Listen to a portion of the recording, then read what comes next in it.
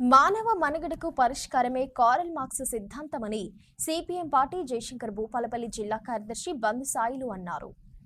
జయశంకర్ భూపాలపల్లి జిల్లా కేంద్రంలోని శ్రామిక భవన్లో ఆదివారం కార్ల్ మార్క్స్ జయంతి వేడుకలను సిపిఎం నాయకులు ఘనంగా నిర్వహించారు. ఈ సందర్భంగా మార్క్స్ చిత్రపటానికి పూలమాల వేసి నివాళులర్పించారు. అనంతరం కార్యక్రమాన్ని ఉద్దేశించి నాయకులు బంధు సాయిలు మాట్లాడారు. Bharat communist party Marxist Jayashankar Bhupalpally జిల్లా కమిటీ ఆధ్వర్యంలో ఈరోజు కార్ల్ మార్క్స్ గారి జయంతి సిపిఎం జిల్లా కార్యాలయంలో నిర్వహిస్తూ ఉన్నాం.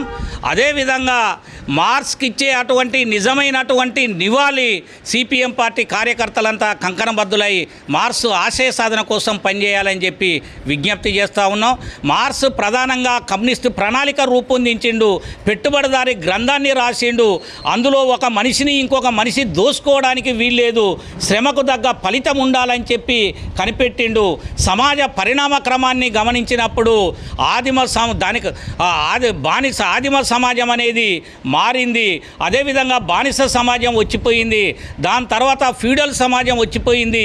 ఇప్పుడు నడిచే అటువంటిది అర్ధభూస్వామ్య పెట్టుబడిదారి సమాజం నడుస్తూ ఉంది. ఈ అర్ధభూస్వామ్య పెట్టుబడిదారి సమాజం కూడా అంతమైంది.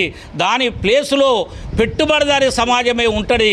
ఆ పెట్టుబడిదారి సమాజం మీద కార్మిక వర్గం, కర్షక వర్గం, బడుగు బలహీన వర్గాలు పెద్ద ఎత్తున యుద్ధం చేసి ఆ రాజ్యాన్ని గూల్చి పేదలు, బడుగు బలహీన వర్గాలు కార్మికుల రాజ్యాన్ని తీసుకొస్తారని చెప్పి కార్ల్ మార్క్స్ రాసినటువంటి సిద్ధాంతం. అంతిమంగా సోషలిజాన్ని తీసుకొస్తారు, దాని తర్వాత కమ్యూనిజాన్ని ఏర్పడతారు. మానవ మనుగడకు మార్క్సిజమే మందు అని చెప్పి ఆయన రాసినటువంటి సిద్ధాంతంలో ఇలా ప్రపంచంలో అనేక దేశాలలో విప్లవం వచ్చింది. చైనాలో విప్లవం వచ్చింది, రష్యాలో వచ్చింది, Cuba, Vietnam, Venezuela, Peru, Chile అనేక దేశాలలో వచ్చింది. మార్క్స్ సిద్ధాంతం ప్రకారంగా భారతదేశంలో బెంగాల్లో సిపిఎం పార్టీ 34 సంవత్సరాలు పాలించింది. కేరళలో 20 సంవత్సరాలు ఇప్పుడు రూలింగ్లో ఉన్నటువంటి పరిస్థితి ఉంది. త్రిపురలో 20 సంవత్సరాలు పాలించినటువంటి పరిస్థితి ఉంది. కానీ కేంద్రంలో ఉండే అటువంటి మోడీ పెట్టుబడిదారులకు అనుకూలంగా, కార్పొరేట్ శక్తులకు అనుకూలంగా, భూస్వాములకు అనుకూలంగా పాలన కొనసాగిస్తూ ఉన్నాడు.